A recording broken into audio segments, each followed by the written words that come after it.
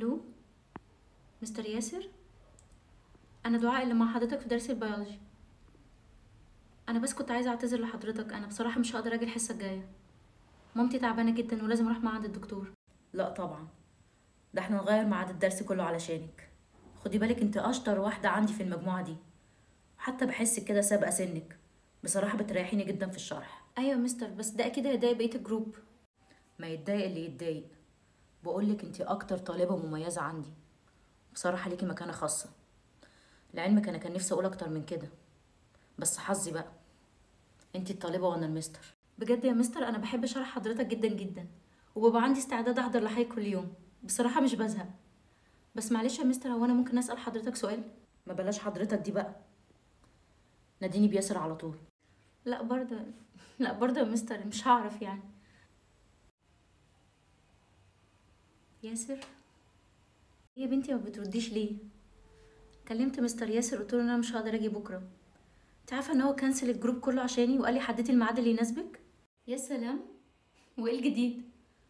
مستر ياسر بيغير مواعيد الحصص للبنات كلها. طب اقفلي وهبقى ارجع اكلمك تاني. هي بتتكلم كده ليه؟ امال لو عرفت انه قال لي ان انا اكتر طالبه مميزه عنده اكيد غيرانه.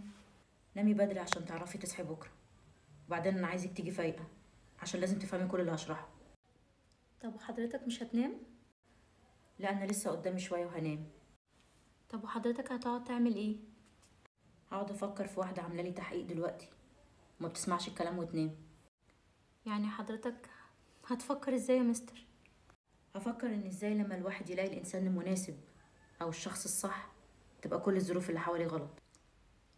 فهماك يا مستر. ماما بقولك ايه، هو ينفع يعني ان طالبة تحب حد اكبر منها، او يعني تحب المستر بتاعها؟ يعني واحدة صاحبتي وقع في المشكلة دي وسألتني ومعرفتش اقولها ايه. انا مبسوطة ان انتي جيتي اتكلمتي معايا، ومبسوطة ان انتي قلتي في سؤالك كلمة مشكلة، وده معناه ان في حاجة غلط، وهي هلك المشاعر. ان احنا نقدم مشاعرنا وطاقتنا للشخص الغير مناسب وفي الوقت اللي مش مناسب، فلما يجي الشخص الصح ما نبقاش عندنا حاجة نقدمها.